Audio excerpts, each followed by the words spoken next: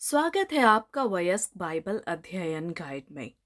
इस सप्ताह हम पाठ 11 पढ़ेंगे, मार्च 8 से 14 के लिए। शीर्षक है, मैं और क्या कर सकता था।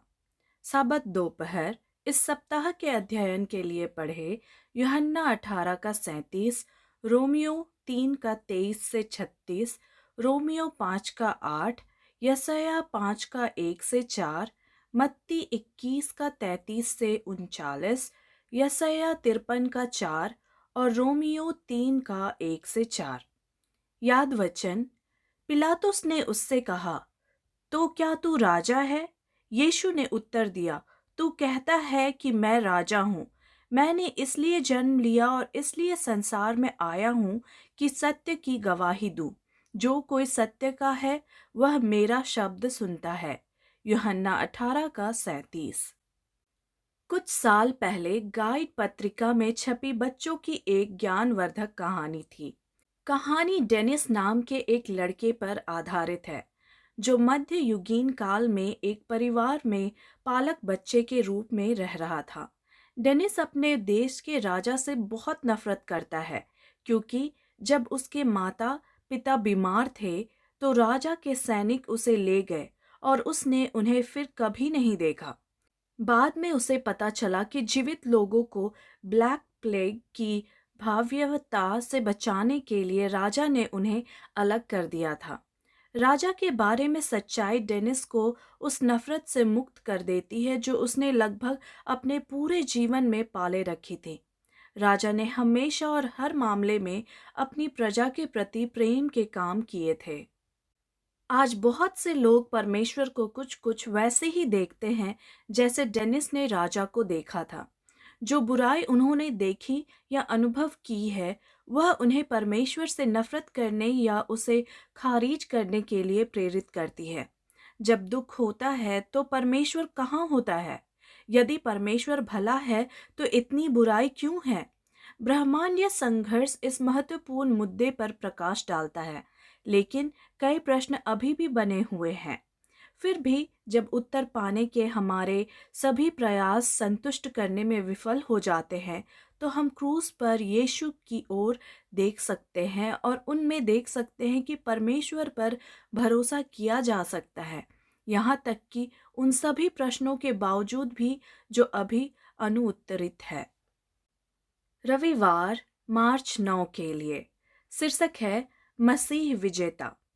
यद्यपि एक शत्रु काम कर रहा है जिसे मसीह स्वयं इस संसार के शासक के रूप में संदर्भित करता है। ब्रह्मांड का सच्चा राजा यीशु मसीह है। यीशु हमारे लिए जीत हासिल करता है और उसमें यहाँ तक कि कठिनाई और पीड़ा के बीच भी हम जीत हासिल कर सकते हैं। दरअसल मसीह का कार्य हर मोड़ पर दुश्मन का मुकाबला करता है। हमने देखा है कि पवित्र शास्त्र शैतान का वर्णन किस प्रकार करता है।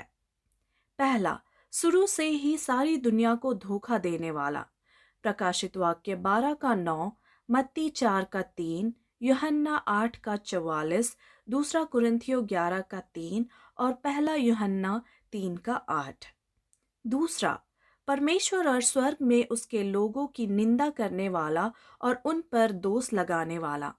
प्रकाशित वाक्य 12 का 10, प्रकाशित वाक्य 13 का 6, आयुब 1 से 2, जकराया 3 का 1 से 2, यहूदा 9। तीसरा, इस संसार का हड़पने वाला शासक। यूहन्ना 12 का 31, यूहन्ना 14 का 30, यूहन्ना 16 का 11, प्रेरितों 26 का 18, दूसरा कुरिन्थियों 4 का 4 और इफिसियों 2 का 2 और पहला यूहन्ना 5 का 19। यूहन्ना 18 का 37 पढ़े। यह हमें शत्रु के धोखे का मुकाबला करने के लिए मसीह के कार्य के बारे में क्या बताता है? इसका क्या मतलब है कि यीशु राजा है? हालांकि पवित्र शास्त्र सिखाता है कि शैतान इस दुनिया का कट्टर धोखेबाज, निंदक, आरोप लगाने वाला और कब्जा करने वाला शासक है, लेकिन यह भी सिखाता है कि यीशु हर तरह से शैतान पर जीत हासिल कर लिया है। पहला, यीशु सच्चाई की गवाही देने के लिए दुनिया में आया। यूहन्ना 18:37। दूसरा, क्रूस के द्वारा यीशु ने परमेश्वर के पूर्ण धार्मिकता और प्रेम को सर्वोच्च रूप से प्रदर्शित किया।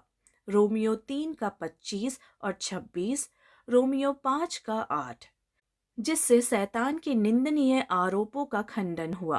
प्रकाशित वाक्य 12:10 और 11। और तीसरा, यीशु अंततः शैतान के साम्राज्य को नष्ट कर देगा, जो जानता है कि उसका समय कम है। प्रकाशित वाक्य 12:12 की रोमियो 16:20 से तुलना करें। और मसीह युगानुयुग शासन करेगा। प्रकाशित वाक्य 11:15। अंत में इससे कोई फर्क नहीं पड़ता कि शैतान क्या करता है, वह पहले से ही एक पराजित दुश्मन है। और हमारे लिए कुंजी यह है कि हर दिन पल पल अपने लिए मसीह की जीत का दावा करना है और उन वादों का भी दावा करना है जो क्रूस ने हमें दिए हैं।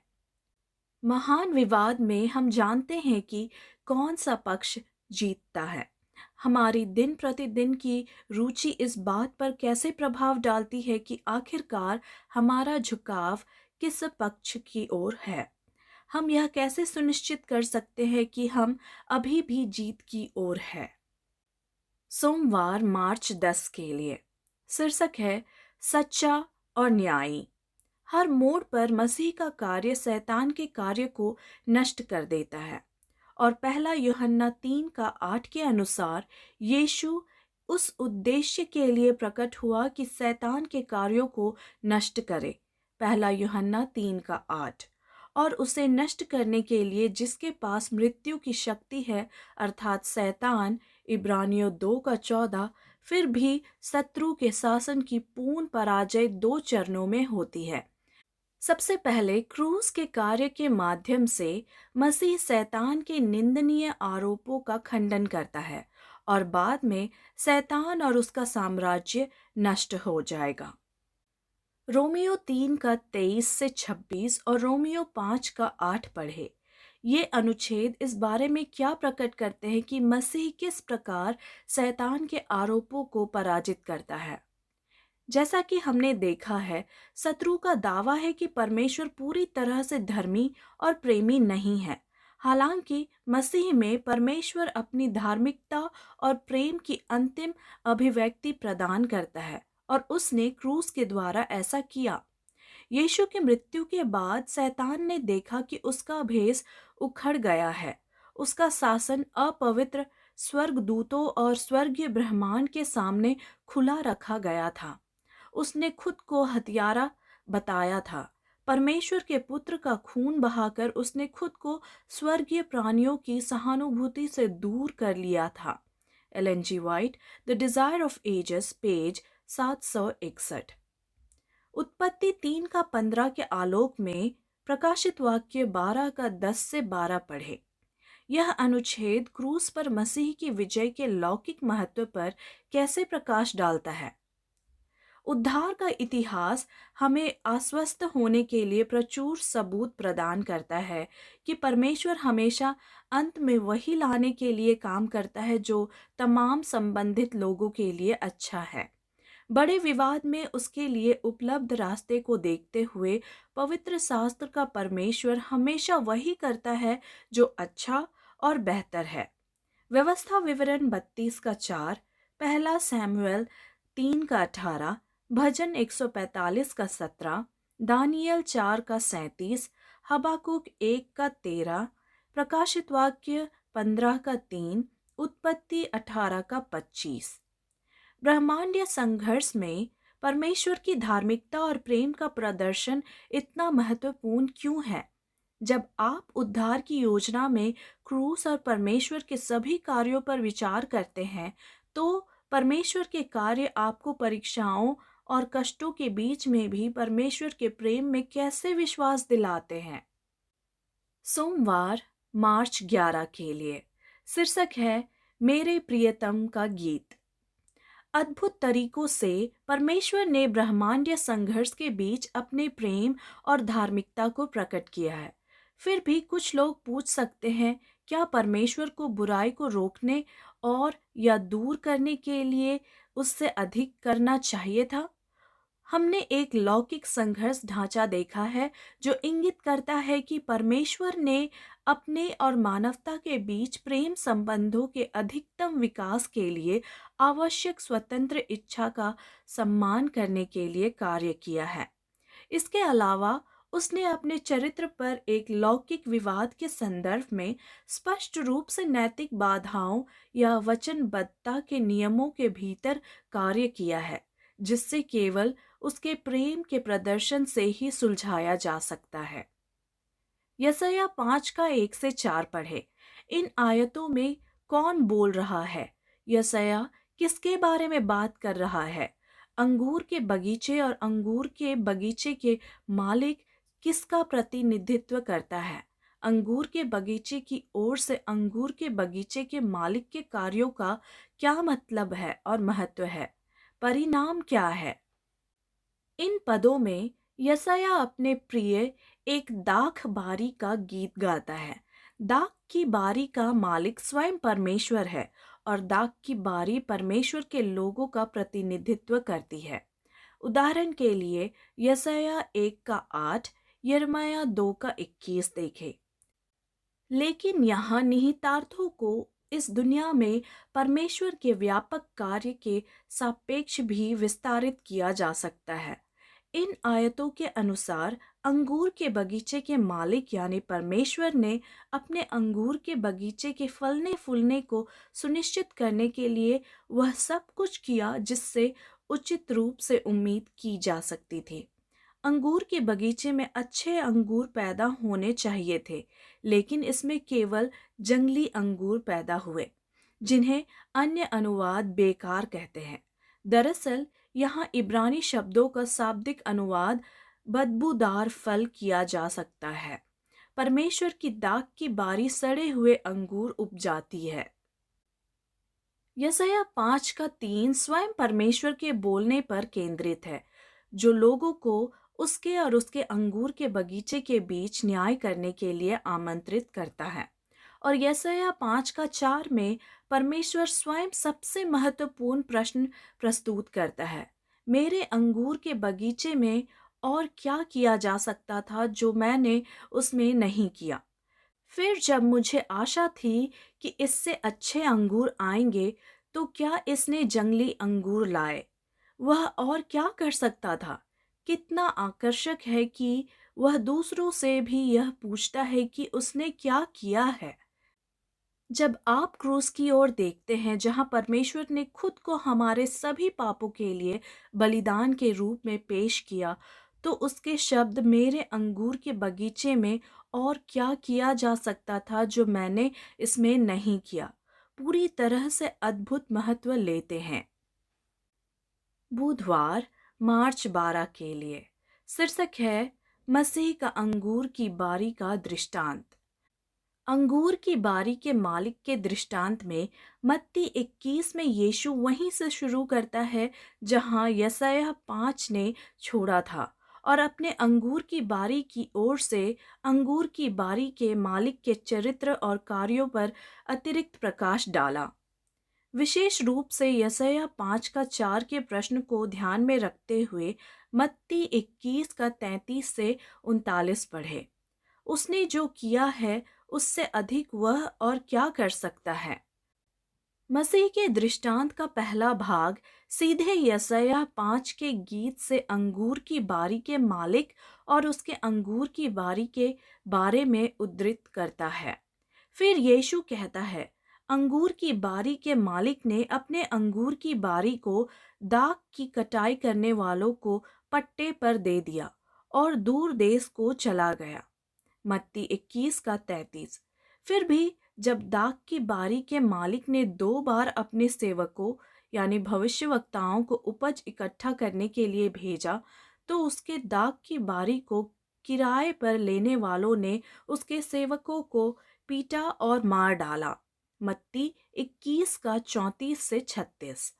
अंत में उसने अपने शत्रु यानी यीशु को यह कहते हुए भेजा, वे मेरे पुत्र का आदर करेंगे। मत्ती 21 का 37। परंतु उन्होंने यह कहकर उसके पुत्र की भी हत्या कर दी। यही वारिस है, आओ हम उसे मार डालें और उसके विरासत पर कब्जा कर लें। इसलिए उन्होंने उसे पकड़ लिया और अंगूर की बारी से बाहर निकालकर मार डाला।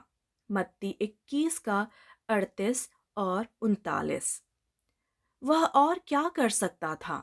पिता ने हमसे इतना प्रेम किया कि उसने अपना प्रिय पुत्र दे दिया। यूहन्ना 3 का 16। यदि लौकिक संघर्ष यहाँ सुझाए गए प्रकार का है, तो इसे ईश्वरीय शक्ति के प्रयोग से पहले नहीं सुलझाया जा सकता है, बल्कि इसके लिए पहले परमेश्वर के चरित्र का सार्वजनिक प्रदर्शन आवश्यक है। यह प्रदर्शन अंततः मसीह के कार्य में प्रस्तुत किया गया है। रोमियो 3 का 25 और 26, रोमियो 5 का 8। हम इससे अधिक और क्या मांग सकते हैं कि परमेश्वर यानी मसीह में स्वयं को हमारे लिए मरने के लिए दे दे, ताकि वह अपने न्याय और अतः प्रेम से किसी भी तरह का समझौता किए बिना हमें न्याय संगत ठहरा सके। क्रूस की घटना दर्शाती है कि परमेश्वर ने वह सब कुछ किया है जो बुराई को कम करने और खत्म करने के लिए किया जा सकता था, लेकिन वास्तविक प्रेम के पनपने के संदर्भ को नष्ट किए बिना। यदि परमेश्वर के लिए कोई बेहतर रास्ता उपलब्ध होता, तो क्या उसने उसे नहीं चुना होता? जबकि लोग इस लौकिक संघर्ष में बहुत क्लेशित है, परमेश्वर स्वयं सबसे अधिक क्लेशित है। जब हम क्रूस को देखते हैं, तो हम वास्तव में देख सकते हैं कि पाप ने स्वयं परमेश्वर को कितनी पीड़ा और दर्द पहुंचाया है। फिर भी हम प्रेम में निहित स्वतंत्रता इतनी पवित्र थी कि मसीह हमारे लिए इसे सहने को तैयार था। यशायाह 53 का 4 पढ़े। मसीह ने क्रूस पर किसके दुख और पीड़ा को सहन किया? यह हमें उस सब के बारे में क्या बताना चाहिए जो परमेश्वर ने हमारे लिए किया है और उद्धार के लिए उन्हें कौन सी कीमत चुकानी पड़ी है। गुरुवार मार्च 3 के लिए शीर्षक है परमेश्वर के नाम का अनुमोदन। अंततः परमेश्वर का नाम हर तरह से साबित होता है।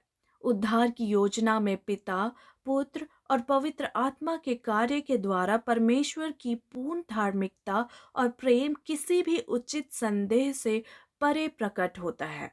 देखिए रोमियो 3 का 25 और 26, रोमियो 5 का 8। यसाया 5 का 3 और 4 के आलोक में रोमियो 3 का 1 से 4 पढ़े। यह लौकिक संघर्ष में स्वयं परमेश्वर के दोष मुक्त होने के बारे में क्या सिखाता है? रोमियो 3 का और यशायाह 5 में हम देखते हैं कि परमेश्वर यानी कुछ सीमित अर्थों में मात्र प्राणियों को अपने चरित्र का न्याय करने के लिए आमंत्रित करता है, भले ही हमारे पास ऐसा करने का कोई अधिकार या हैसियत नहीं है। अंत में जब सभी पुस्तकें खोली जाएंगी, तो हम इस बात का प्रमाण देखेंगे कि परमेश्वर पूर्णतः न्यायकारी और धर्मी है। परमेश्वर समस्त बुद्धिमान सृष्टि के समक्ष स्वयं को प्रमाणित करेगा। प्रकाशित वाक्य 15 का 3 और प्रकाशित वाक्य 19 का 1 से 6 पढ़े। ये अनुच्छेद अंततः परमेश्वर के नाम की पुष्टि के बारे में क्या सिखाते हैं? पूरे पवित्र शास्त्र में परमेश्वर अपने नाम के प्रति चिंता दिखाता है। क्यों? आप किसी ऐसे व्यक्ति के साथ गहरा प्रेम संबंध नहीं रख सकते जिसके चरित्र से आप घृणा करते हैं या जिस पर आप भरोसा नहीं करते। यदि किसी ने आपके जीवन साथी या होने वाले जीवन साथी से आपके चरित्र के बारे में भयानक झूठ कहा है, तो आप ऐसे किसी भी दावे का प्रतिकार करने के लिए हर संभव प्रयास करेंगे, क्योंकि यदि ऐसे दावों पर विश्वास किया जाता है, तो वे आपके प्रेम संबंध को तोड़ देंगे। अंत में क्रूस पर और उद्धार की पूरी योजना के द्वारा परमेश्वर को दोषी ठहराया गया है। आगमन पूर्व न्याय में परमेश्वर को देखने वाले ब्रह्मांड के सामने दोषी ठहराया गया है। फिर आगमन के बाद के फैसले से छुड़ाए गए लोग भी स्वर्गदूतों का न्याय करेंगे। पहला कुरिन्थियों 6 का 2 और 3। परमेश्वर को सही ठहराया गया है, क्योंकि छुड़ाए गए लोगों को अभिलेखों की समीक्षा करने और खुद को देखने का अवसर दिया गया है कि क्यों परमेश्वर ने वैसा ही कार्य किया है जैसा उसने किया है। और परमेश्वर के सभी निर्णय हमेशा से और सिर्फ पूरी तरह से धार्मिक और प्रेमपूर्ण रहे हैं। हम में से ऐसा कौन है जिसके पास बहुत सारे प्रश्न ना हो जिनका उत्तर देना आवश्यक ना हो? इससे पहले कि यह सब पूरा हो जाए, हमें उन प्रश्नों का उत्तर मिल जाएगा। देखें पहला कुरिन्थियों 4 का 5। अंत में हर घुटना टेकेगा और हर जीभ कबूल करेगी कि यीशु ही प्रभु है। फिलिपियो 2 का 10 और 11। यह सब परमेश्वर के चरित्र की पुष्टि का हिस्सा है। शुक्रवार मार्च 14 के लिए अतिरिक्त विचार। Read Ellen G White the reward of earnest effort, pages 285 to 288 in Testimonies for the Church, Volume 9। परमेश्वर की व्यवस्था के संबंध में हमें जो कुछ भी उलझन में डाला है, वह आने वाले संसार में स्पष्ट हो जाएगा। जिन चीज़ों को समझना कठिन है, उन्हें फिर स्पष्टीकरण मिल जाएगा। अनुग्रह के रहस्य हमारे सामने खुलेंगे। जहां हमारे सीमित दिमागों ने केवल भ्रम और टूटे वादे पाए, वहां हम सबसे उत्तम और सुंदर सामंजस्य देखेंगे। हम जानेंगे कि अनंत प्रेम ने उन अनुभवों को व्यवस्थित किया जो सबसे अधिक कष्टदायक प्रतीत होते थे। जैसे ही हमें उसकी कोमल देखभाल का एहसास होता है, जो हमारी भलाई के लिए सभी चीज़ों को एक साथ काम कराता है, हम अवर्णनीय और महिमा से भरपूर खुशी मनाएंगे। Ellen G White, testimonies for the church, volume 9, priest 286। चर्चागत प्रश्न। पहला, क्या आप परमेश्वर की व्यवस्था को समझने की कोशिश में भ्रमित हो गए हैं?